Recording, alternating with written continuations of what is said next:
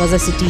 غزہ پٹی میں اسرائیل اور دہشت گرد تنظیم حماس کے درمیان فائر بندی معاہدے میں پھر توسیع کر دی گئی ہے. یہ اعلان خلیجی عرب ریاست قطر نے کیا، جو مصر اور امریکہ کی طرح اس فائر بندی کے لیے ثالثی کر رہا ہے. اسرائیلی فوج اور انتہا پسند حماس نے فائر بندی کی جمعرات کو ختم ہونے والی ڈیڈ لائن سے کچھ دیر قبل اس میں توسیع کی خبر کی تصدیق کر دی. آج جمعرات کو مزید یرغمالیوں کی حماس کی طرف سے رہائی کی امید کی جا رہی ہے. بدھ کی شام اس عسکریت پسند گروپ نے مزید 16 یرغمالیوں کو رہا کیا تھا، جن میں 3 اسرائیلی بھی شامل تھے. ان کے بدلے میں اسرائیلی جیلوں سے مزید 30 فلسطینی قیدیوں کو رہا کر دیا گیا تھا. تل ابیب. امریکی وزیر خارجہ اینٹونی بلنکن نے جمعرات کو ایک بیان میں کہا کہ غزہ پٹی میں اسرائیل اور حماس کے درمیان عارضی فائر بندی کے نتائج سامنے آ رہے ہیں اور ایسا ہوتے رہنا چاہیے. انہوں نے تل ابیب میں اسرائیلی صدر آئزیک ہیرسوگ کے ساتھ ملاقات کے دوران کہا کہ گزشتہ ہفتے کے دوران یرغمالیوں کی واپسی اور ان کا اپنے خاندانوں کے ساتھ دوبارہ ملنا بہت مثبت پیش رفت ہے. بلنکن کا مزید کہنا تھا کہ اس پیش رفت کے نتیجے میں غزہ کے معصوم شہریوں تک انسانی امداد کی ترسیل میں اضافہ بھی ممکن ہوا ہے.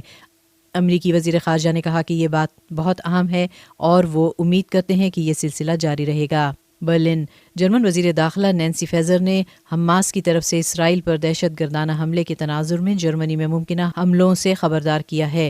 وزیر داخلہ نے جرمنی کے ایک میڈیا نیٹ ورک کو بتایا کہ دہشت گرد مسلم تنظیمیں ہی نہیں بلکہ انفرادی مجرم بھی جرمنی کے لیے ایک بڑا خطرہ ہیں. جرمن وزیر کے اس انتباہی پیغام سے قبل وفاقی دفتر برائے تحفظ آئین نے بھی اسی تناظر میں جرمنی میں دہشت گردانہ حملوں کے خطرات میں نمایاں اضافے کی نشاندہی کی تھی. حال ہی میں صوبوں نارتھ رائن ویسٹفیلیا اور برانڈنبرگ میں 2 نوجوانوں کو گرفتار کیا گیا تھا، جن پر شبہ ہے کہ انہوں نے ایک کرسمس مارکیٹ یا یہودیوں کی عبادت گاہوں پر دہشت گردانہ حملے کا منصوبہ بنایا تھا. کنیکٹیکٹ. سابق امریکی وزیر خارجہ ہینری کسنجر 100 برس کی عمر میں انتقال کر گئے. ان کی مشاورتی فرم کسنجر ایسوسی ایٹس نے بتایا کہ ان کا انتقال امریکی ریاست کنیکٹیکٹ میں ان کے گھر پر ہوا. نوبیل انعام یافتہ کسنجر نے 1970 کی دہائی میں اس وقت کے صدر رچرڈ نکسن اور جیرالڈ فورڈ کے دور میں امریکی خارجہ پالیسی میں نہایت اہم کردار ادا کیا اور وہ اپنی چند فیصلہ کن پالیسیوں کے حوالے سے جانے جاتے تھے. جرمن نژاد کسنجر کا تعلق ایک یہودی تدریسی گھرانے سے تھا. کسنجر کے ناقدین انہیں ایک غیر منصف سیاستدان سمجھتے تھے جس نے ہمیشہ امریکی مفادات کو ترجیح دی. بیجنگ. چینی صدر شی جن پنگ اور سینئر چینی حکام نے سابق امریکی وزارت خارجہ ہینری کسنجر کے انتقال پر امریکی صدر جو بائیڈن کو تعزیتی پیغامات بھیجے ہیں. کسنجر نے اپنی 100 سالہ زندگی میں متعدد بار چین کا دورہ کیا تھا اور آخری بار انہوں نے اسی سال جولائی میں بیجنگ کے ایک اچانک دورے کے دوران شی جن پنگ سے ملاقات کی تھی. چینی سوشل میڈیا پر ہینری کسنجر کے انتقال کی خبر چینی عوام کی جانب سے بھرپور طریقے سے افسوس کے اظہار کے ساتھ گردش کر رہی ہے. Stock home. بحر روم میں ہزاروں تارکین وطن کو ڈوبنے سے بچانے کا اہم کام سر انجام دینے والی تنظیم SOS میڈیٹرانے کو متبادل نوبیل انعام سے نوازا گیا ہے. نوبیل فاؤنڈیشن کے مطابق سمندری ریسکیورز انسانی جانوں کو بچانے کے ساتھ ساتھ یورپی حکومت اور عوام کو بحر روم تک پہنچنے والے انسانوں کی ناگفتہ بہ صورتحال سے آگاہ کرتے رہتے ہیں اور انہیں مسلسل اس بارے میں یاد دلاتے رہتے ہیں.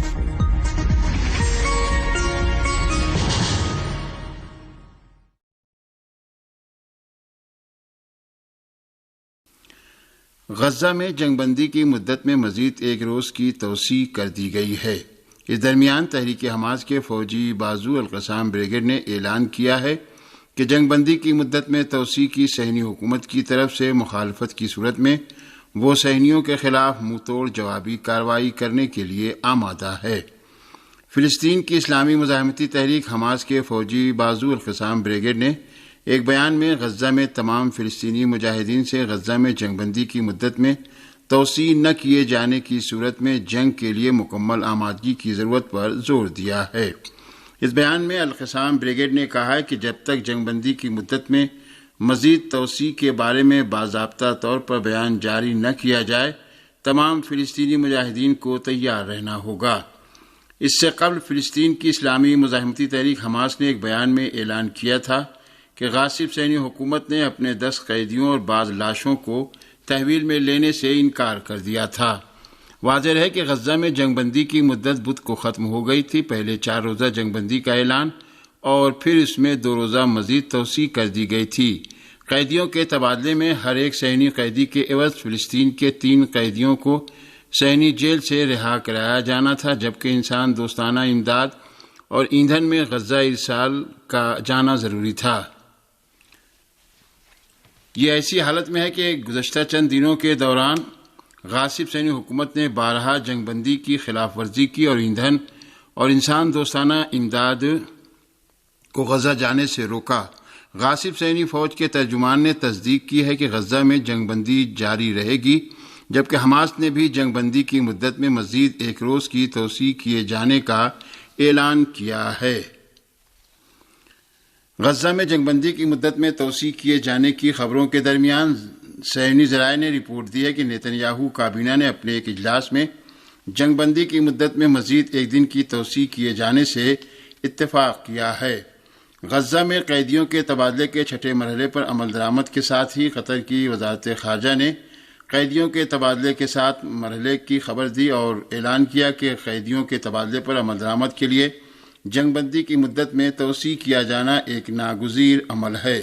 دوسری جانب امریکی وزیر خارجہ نے صورتحال کا جائزہ لینے کے لیے تل ابیب پہنچے ہیں اور انہوں نے کہا کہ امریکہ کی بائیڈن انتظامیہ کو غزہ میں ممکنہ طور پر جنگ کی آگ دوبارہ بھڑک اٹھنے کے تعلق سے گہری تشویش لاحق کر وہ جنگ بندی جاری رکھنے کے خواہاں ہیں۔ قیدیوں کے تبادلے کے 6 مرحلے میں متعدد صہیونی قیدیوں کو ریڈ کراس کمیٹی کے حوالے کر دیا گیا ہے۔ صہیونی ذرائع نے غزہ میں قیدیوں کے تبادلے کے 6 مرحلے کے آغاز کی خبر دی ہے۔ صہیونی ٹی وی چینل 12 نے رپورٹ دی ہے کہ فلسطین کی اسلامی مزاحمتی تحریک حماس نے کچھ اسرائیلی قیدیوں کو عالمی ریڈ کراس کمیٹی کے حوالے کیا ہے۔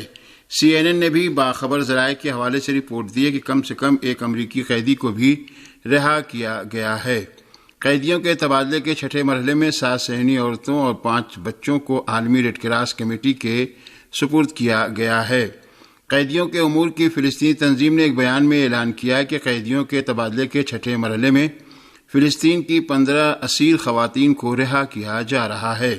دوسری جانب صہیونی قیدیوں کی رہائی کے پس پردہ غزہ میں جنگ بندی کی مدت میں مزید توسیع کیے جانے کی کوشش کی خبریں ملی ہیں۔ قطر میں ایک ذریعے کا کہنا ہے کہ جنگ بندی کی مدت میں مزید 2 سے 4 روز کی توسیع عمل میں آ سکتی ہے۔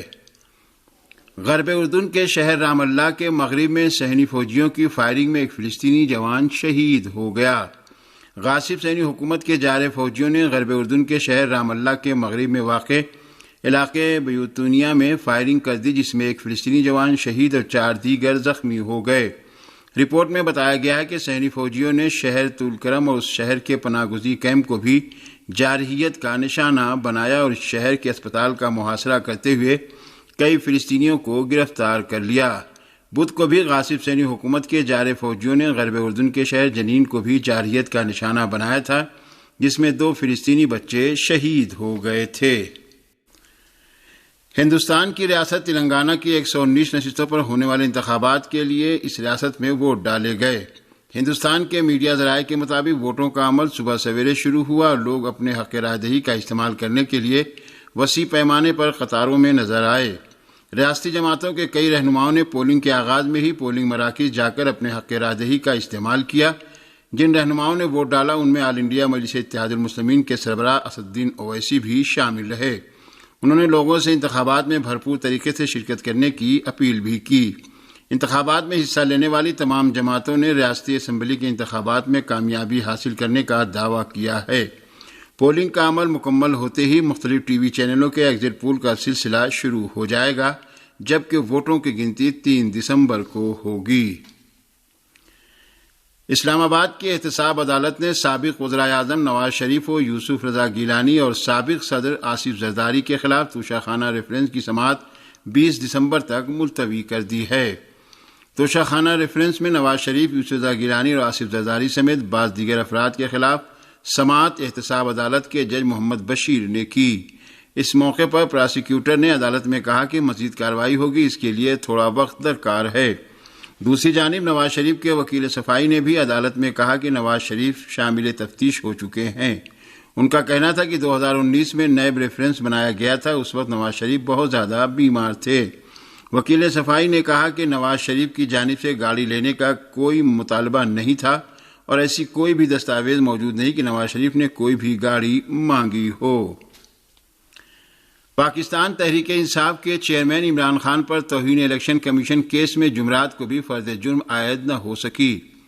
4 رکنی کمیشن نے پی ٹی آئی کے چیئرمین عمران خان کے خلاف توہین الیکشن کمیشن اور چیف الیکشن کمشنر کیس کی سماعت کی۔ سماعت کے دوران ممبر کمیشن نثار درانی نے کہا کہ وزارت قانون نے رپورٹ دی ہے کہ حالات ایسے نہیں ہیں کہ چیئرمین پی ٹی آئی کو پیش کیا جائے۔ کمیشن کو کہا گیا کہ وہ جیل میں سماعت کے لیے جا سکتے ہیں۔ عمران خان کے وکیل نے کہا تھا کہ وہ جان بوجھ کر اپنے موکل کو الیکشن کمیشن لانا نہیں چاہتے۔ دوسری جانب توہین الیکشن کمیشن کیس میں سابق وزیر اسد عمر کمیشن کے سامنے پیش ہوئے اور اپنا تحریری جواب جمع کرایا۔ سابق وزیر فواد چودھری کی جانب سے بھی کمیشن میں جواب جمع کرا دیا گیا۔ کیس کی سماعت 6 دسمبر تک ملتوی کر دی گئی ہے۔ پاکستان کے سرحدی شہر چمن میں جاری دھرنے کو بلوچستان کی حکومت نے پاکستان مخالف پلیٹ فارم قرار دے دیا۔ پاکستان کے صوبہ بلوچستان کے سرحدی شہر چمن میں تاجروں کا دھرنا پچھلے مہینے سے جاری ہے۔ تاجروں اور مزدوروں کی جانب سے پاکستان اور افغانستان کی سرحد پر آمد و رفت کے لیے پاسپورٹ اور ویزا لازمی قرار دیے جانے کے خلاف دیا جا رہا ہے۔ اب اس دھرنے میں تاجروں کے ساتھ ساتھ اور حتیٰ مذہبی اور سیاسی جماعتوں کے کارکن بھی شریک ہو گئے ہیں۔ پاکستان سے غیر قانونی طور پر مقیم افغان مہاجرین کے انخلاء کے بعد سے اس میں مزید شدت آتی جا رہی ہے۔ اس درمیان بلوچستان کے نگراں وزیر اطلاعات و نشریات جان اچکزئی کا کہنا ہے کہ چمن میں جاری دھرنا پاکستان مخالف پلیٹ فارم بنتا جا رہا ہے۔ انہوں نے چمن میں جاری دھرنے کے بارے میں کہا کہ پی ٹی ایم جیسے گروہ نے دھرنے کو ہائی جیک کر لیا ہے۔ بلوچستان کے نگراں وزیر اطلاعات نے کہا کہ ہم پاکستان کے خلاف نفرت انگیز تقریریں کرنے والوں کے ساتھ نہیں ہیں۔